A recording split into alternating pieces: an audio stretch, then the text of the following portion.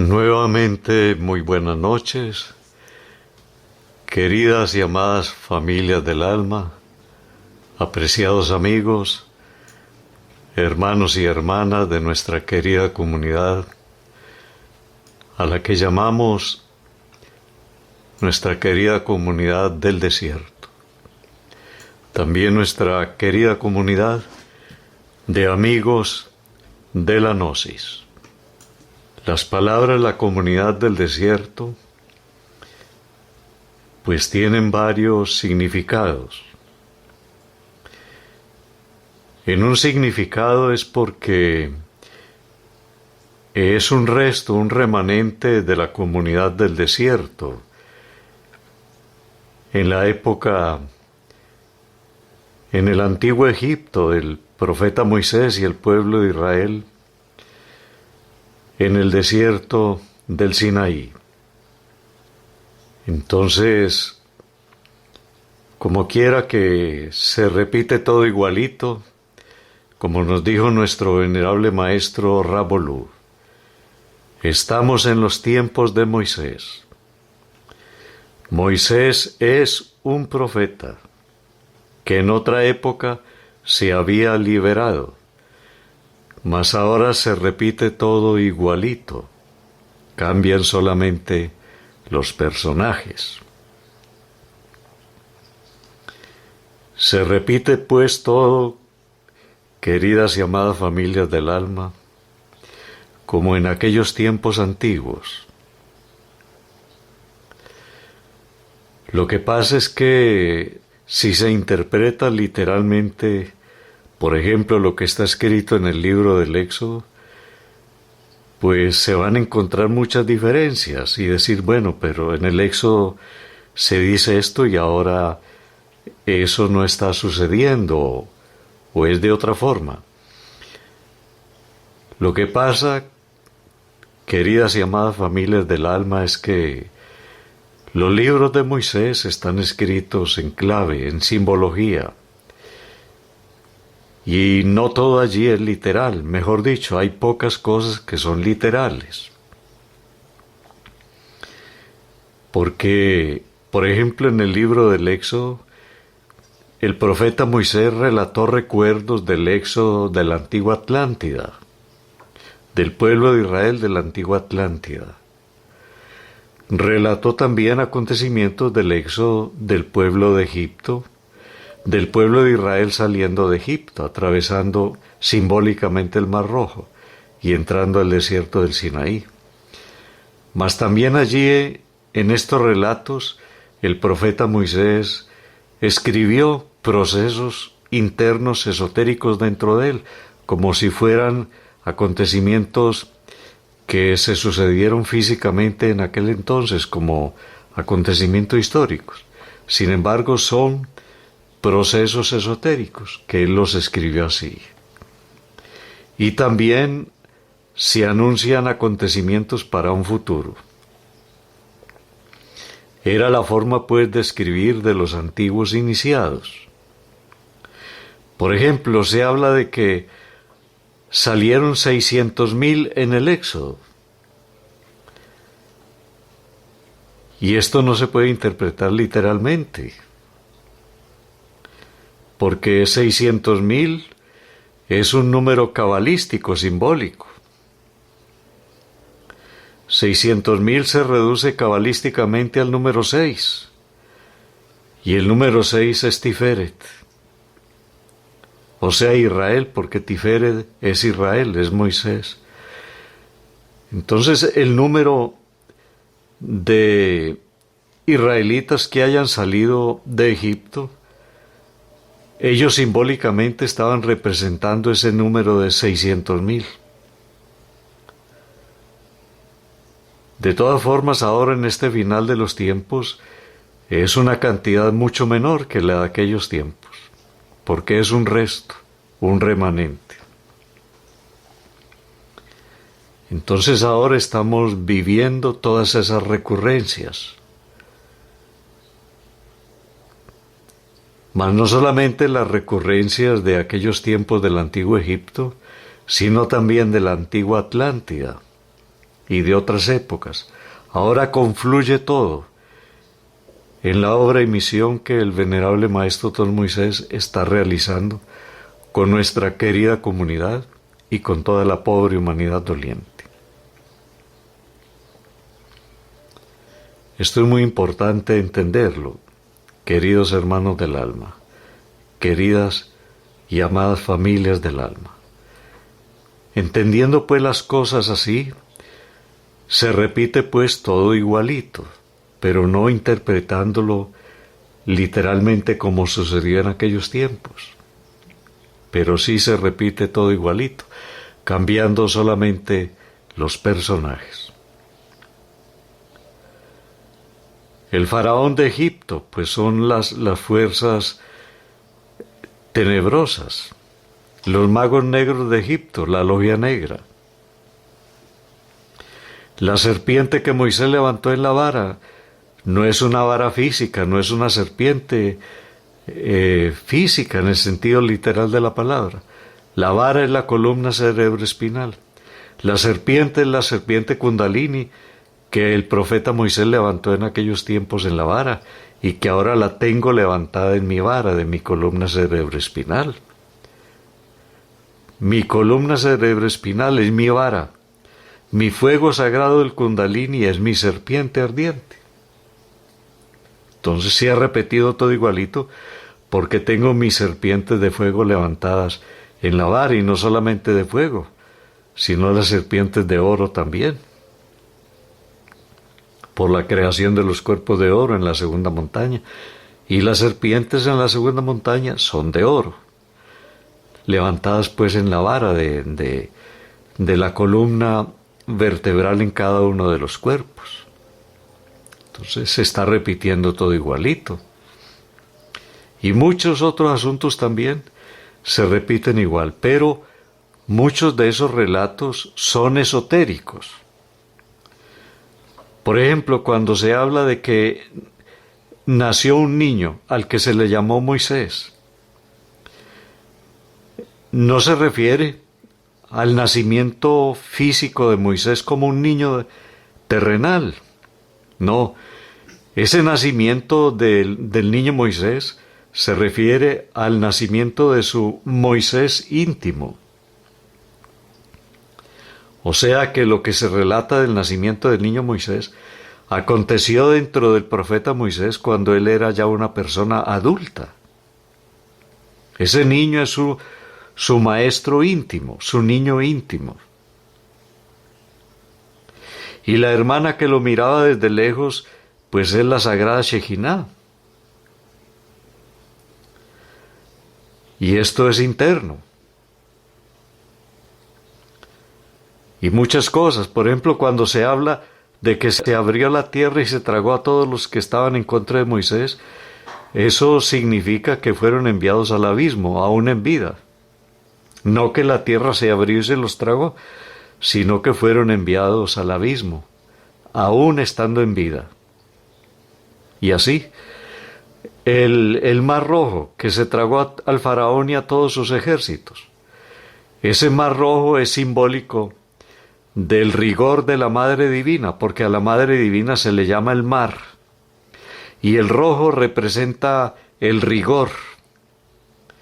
Entonces la Madre Divina se tragó a todos esos magos negros, es decir, los mandó para el abismo, aún en vida.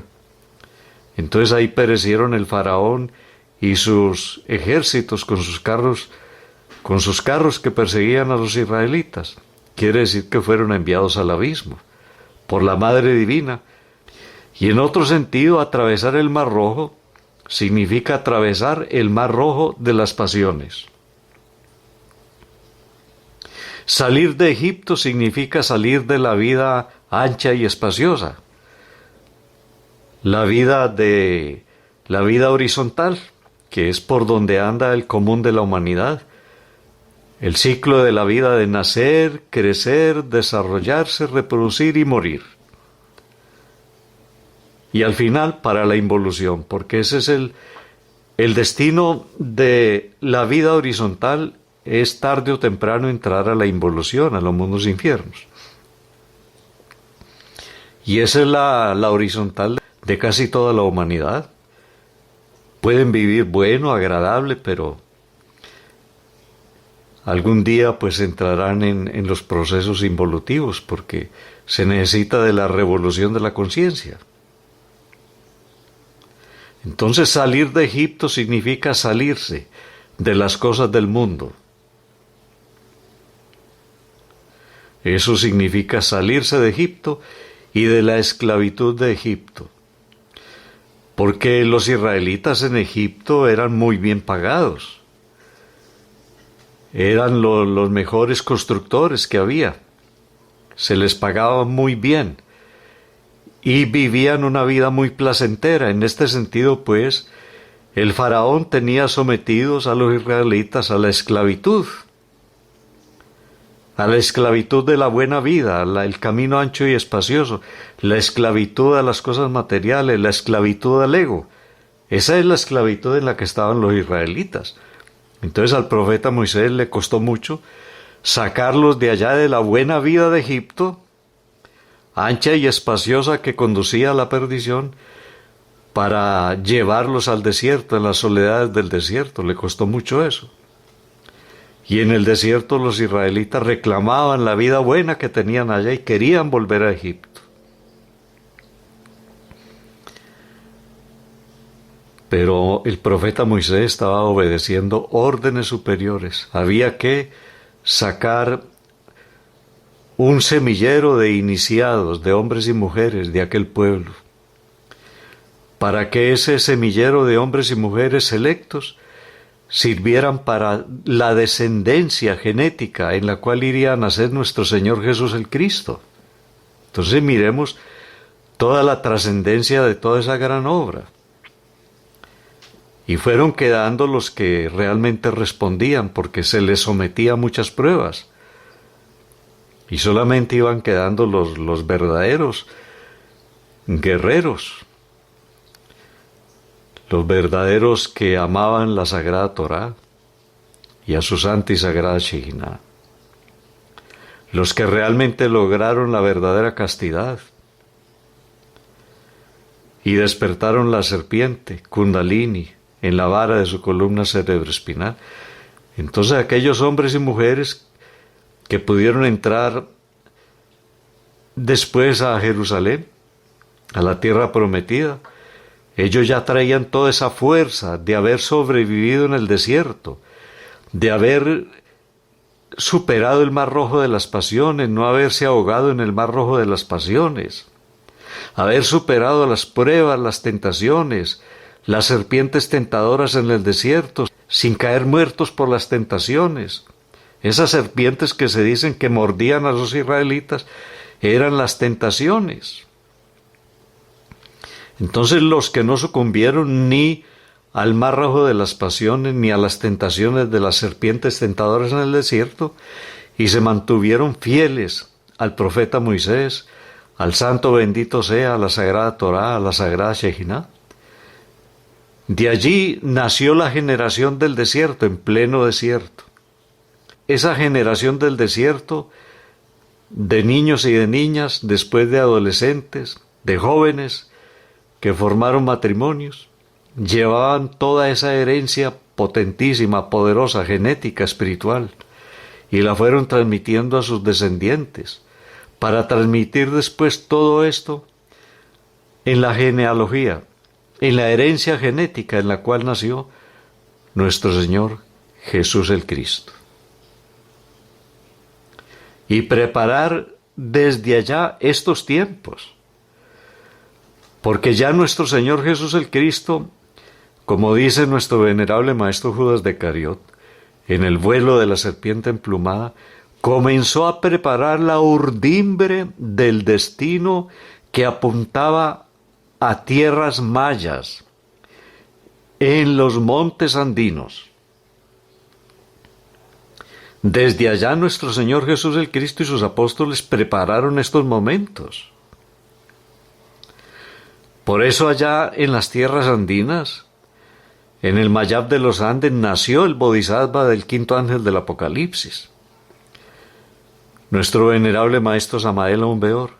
Por eso allá en las montañas de los Andes nació el profeta Elías, en nuestro venerable maestro Ravolú. Y por eso también allá en las montañas andinas nació el bodhisattva del profeta Moisés y mi amada esposa Gloria María, que ha sido siempre mi compañera de todas las reencarnaciones, mi bien amada esposa, porque ya traíamos esa herencia genética, porque en los Andes se preparó la herencia genética israelita, mezclada con la sangre aborigen, ancestral y milenaria de los pueblos originarios de allá de los Andes. Y otras herencias genéticas. Entonces todo eso fue preparado por nuestro Señor Jesús el Cristo y sus apóstoles, tejiendo la urdimbre del destino para que surgiera allá en los Andes el Mayab de los Andes, por lo menos pues en los 3 Mesías. Y desde allí poder cumplir la misión salvadora con toda la humanidad doliente. Nuestro venerable maestro Samael Aumbeor la cumplió en parte allá en la Sierra Nevada de Santa Marta, en parte en Colombia, y la cumplió a nivel internacional desde México. Y la sigue cumpliendo a través de sus obras, de su verbo, de oro. Nuestro venerable maestro Ravolú se concentró más en la misión pues en América y en Europa. Y al venerable maestro Don Moisés le ha tocado por aquí, por el Cono Sur, los países del Cono Sur. También pues sacando un resto, un remanente de lo que ha quedado de la obra y misión de nuestro venerable maestro Samael Aumbeor, tanto en Colombia como en Centroamérica, en Norteamérica y en Europa, que son los pocos hermanos y hermanas de nuestra querida comunidad de estos países. También se ha sacado un pequeño resto, un pequeño remanente de la obra y misión de nuestro venerable maestro Ravolú, en Colombia, en América, en Europa. Y ahora estamos reuniendo este pequeño resto, este pequeño remanente, para trabajar desde estas tierras. Por eso nos decía nuestro venerable maestro Ravolú que el maestro liberado que está por el sur, él nos dijo que estaba por Argentina, Uruguay o Paraguay. Y más adelante pues llegamos a saber de que él está aquí en el Paraguay. ¿Por qué no se mencionó al Brasil? Porque se estaba esperando que algunas almas del Brasil respondieran al llamado de la obra y misión del venerable maestro Don Moisés. Y gracias al cielo pues hay una pequeña gran familia, nuestra querida comunidad en el Brasil, que está respondiendo con mucho cariño, con mucho amor, con mucha dedicación. Entonces ya queda integrado entre los países de Argentina, Uruguay o Paraguay, también pues el Brasil, a través de la conexión con la obra y misión del venerable maestro Don Moisés. Pero el maestro liberado que está por el sur está aquí en el Paraguay. Y nuestro venerable maestro Ravolú dijo que él se iría a encontrar por acá, con el maestro liberado que está por el sur. Es claro que los maestros no tienen problema para encontrarse en otras dimensiones, en otros niveles. Y en ese sentido, pues no habría contradicción por la desencarnación del Bodhisattva de nuestro venerable maestro Ravolú, porque ellos se siguen viendo en otros niveles. Sin embargo, el venerable maestro Ravolú habló también de que ese encuentro iba a ser personal, físico. Entonces, ¿cómo entender que esto se iría a cumplir si ya nuestro venerable maestro Ravolú pues no está con su cuerpo físico? Inclusive él nos dijo a nosotros que él no iba a volver después de su desencarnación a estar físicamente reencarnado. Eso fue lo último que nos dijo allá en Bogotá, en el año de 1996, ya al final, que él no iría a estar físicamente para acompañar a nuestro venerable maestro Samael Aún Weor, pero que lo iría a estar acompañando desde las dimensiones superiores. Y mi amada esposa es testigo, pues, de esas palabras que nos dijo nuestro venerable maestro Ravolú. Entonces, ¿cómo iría a ser el encuentro físico entre nuestro venerable maestro Ravolú y el maestro liberado que está por el sur, que es nuestro santo gurú, el venerable maestro Moria, Al-Jadir Melquisedec? Pues aquí hay un gran misterio, ese misterio de las almas de las grandes jerarquías de la Logia Blanca, como las almas de los profetas Elías y Moisés.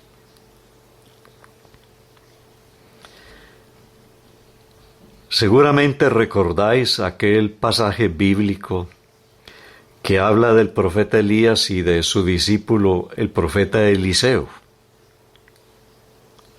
El profeta Eliseo fue una reencarnación del alma del profeta Moisés, que en aquel entonces vino como discípulo del profeta Elías. Mas dentro del profeta Elías había varias almas reencarnadas al mismo tiempo. Es lo que en la Kabbalah, en el Zohar, se le llama reencarnación Ibur. Ibur, es decir, reencarnación en vida de varias almas dentro de un mismo cuerpo.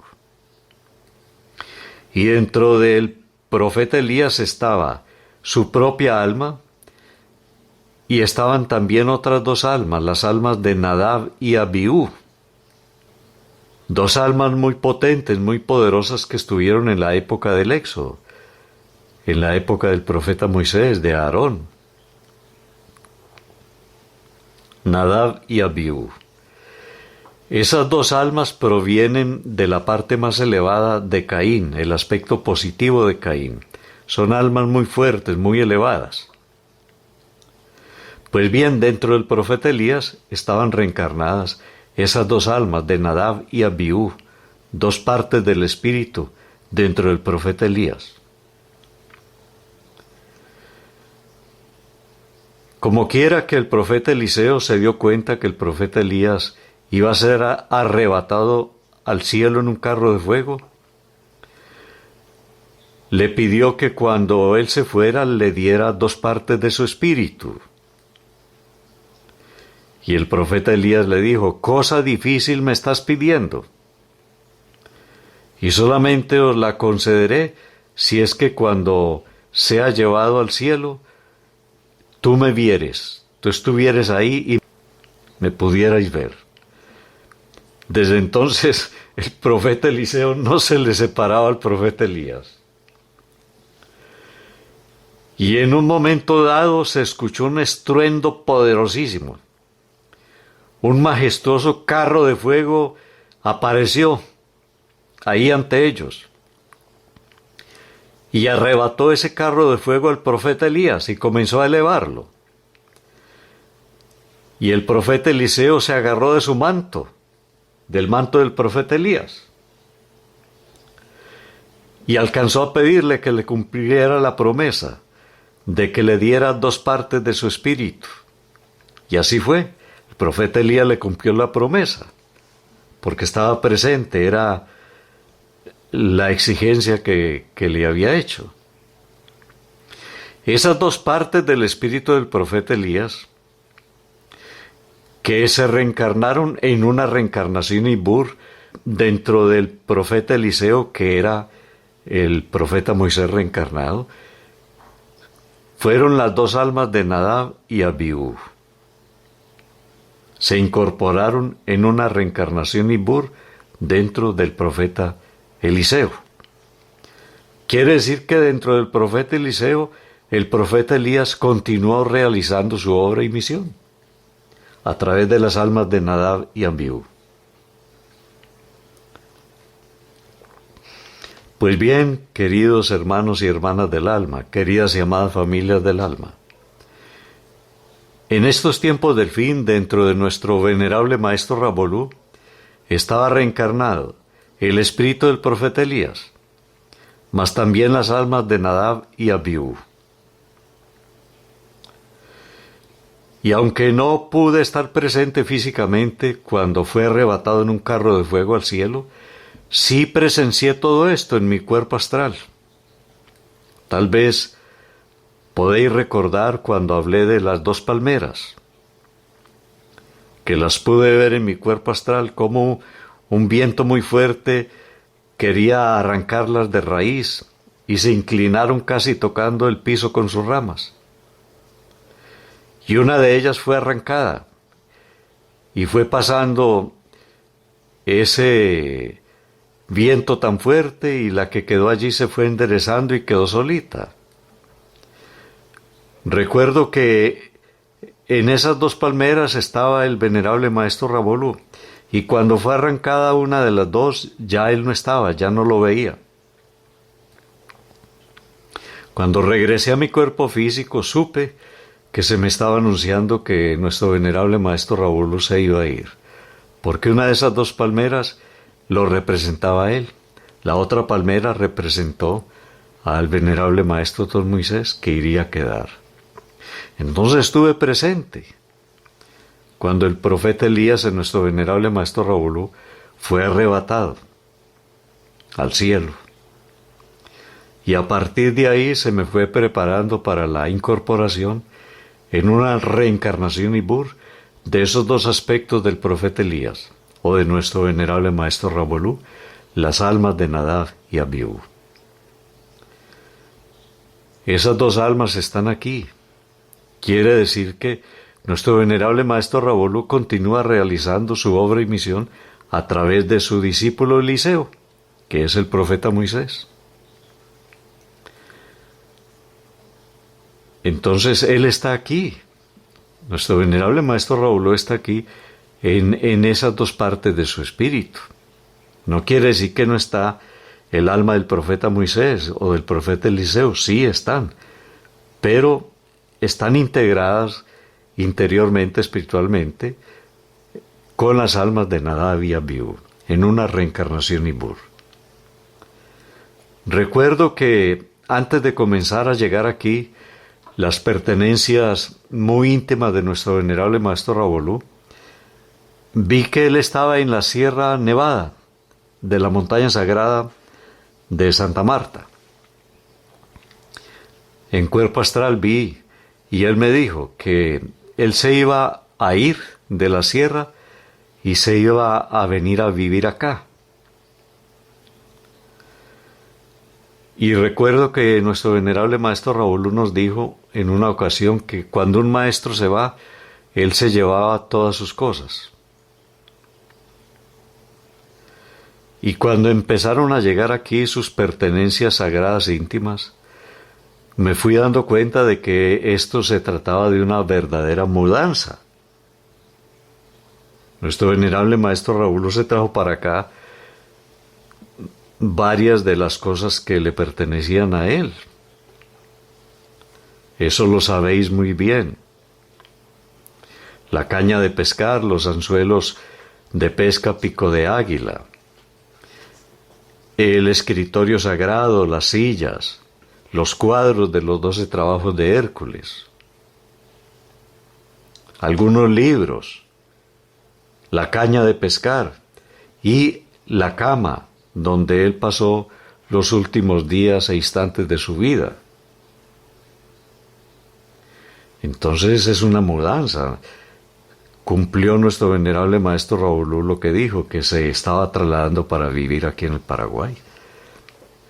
Porque él continúa aquí a través pues de la reencarnación Ibur, de esos 2 aspectos del alma del profeta Elías, Nadab y Abiú.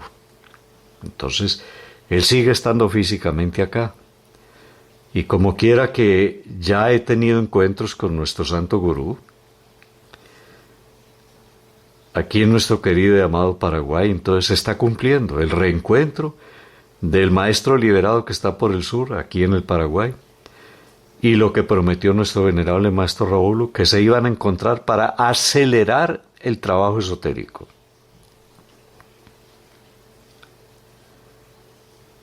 Y en la obra y misión que ahora el cielo nos está permitiendo realizar, esto permite acelerar el trabajo esotérico. Uno de los aspectos principales de la aceleración de este trabajo es entender que si no estuviéramos en el recuerdo de la íntima divinidad, no podríamos practicar la autoobservación psicológica. No podríamos estar en vigilia. Y así lo dice el venerable maestro Judas de Carío, que si no se está en el recuerdo de la íntima divinidad, no se puede recibir la gracia de estar en vigilia, es decir, en autoobservación psicológica. Y en oración, que es la muerte en marcha. Por más que se quiera, no se tiene la fuerza para realizarlo. Por lo tanto, esta explicación que estamos dando, que está en el libro del venerable maestro Judas de Carío, pero que la entendí a través del estudio, de la reflexión y de la conciencia, acelera el trabajo, porque si estamos en el recuerdo de la íntima divinidad, que es nuestra bendita madre Kundalini, nuestra bendita madre divina Kundalini, recibimos la gracia para estar en autoobservación psicológica y en muerte en marcha, lo que acelera mucho más el trabajo esotérico. Entonces se está cumpliendo la promesa de nuestro venerable maestro Ravolú. Además, pues, la fuerza que el cielo nos envía, que la irradiamos a toda nuestra querida comunidad, y es una fuerza muy poderosa, poderosísima, no por mi persona, sino por la jerarquía de mi real ser, fuerza que ayuda mucho a quienes estén conectados con ella. Les ayuda a acelerar su trabajo interior, a condición de que se esté siempre en el recuerdo de la íntima divinidad. No olvidarnos de nuestra madrecita divina Kundalini es la clave de todo. Y lo dice el venerable maestro Judas: la salvación será para aquellos que estén en el recuerdo de la íntima divinidad. Porque así se nos brinda la gracia de estar en vigilia y en oración. En cambio, quien no está en el recuerdo de la íntima divinidad, le es vedado, es decir, le es prohibido, le es impedida la vigilia y la oración, que es la autoobservación y la muerte en marcha.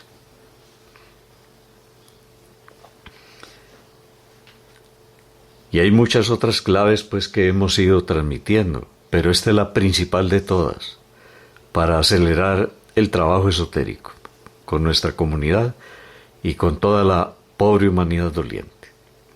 Ahora bien, estamos escribiendo temas muy variados, muy profundos, pero es que necesito llegar con estos temas a otras culturas, hablarles en su propio idioma, es decir, en sus propias tradiciones. Pero siempre en estos trabajos, que pueden ser muy eruditos, muy culturales, muy profundos, con terminología pues que no es familiar para la mayoría de los hermanos y hermanas de nuestra querida comunidad, siempre allí entregamos los tres factores: la parte práctica, sencilla de la enseñanza, de tal forma que al leer una o varias personas una enseñanza que está relacionada con su cultura, en cualquier parte del planeta, y le llevemos luz a través de su propia cultura, también le estamos haciendo llegar el mensaje práctico de nuestra guía práctica del estudiante gnóstico, para que se den cuenta que en sus propias tradiciones está la gnosis. Porque la gnosis es una filosofía perenne y universal.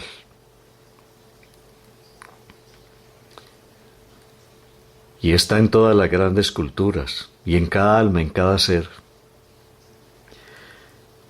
Así pues, es importante que entendamos todo esto, queridos hermanos del alma. Entonces, volviendo pues a este misterio del maestro liberado que está por el sur, que es nuestro santo gurú, el venerable maestro Moria, que es también Melquisedec, y es Al-Jadir, Gisir, Kidir.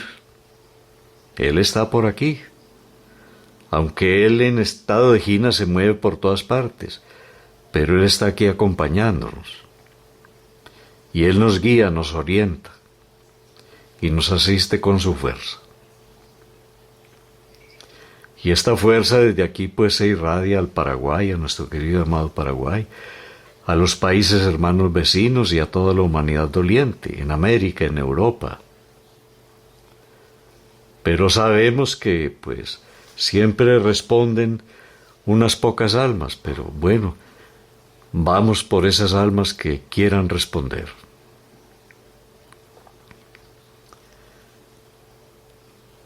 Hay que reflexionar, pues, queridos hermanos del alma, en todo esto.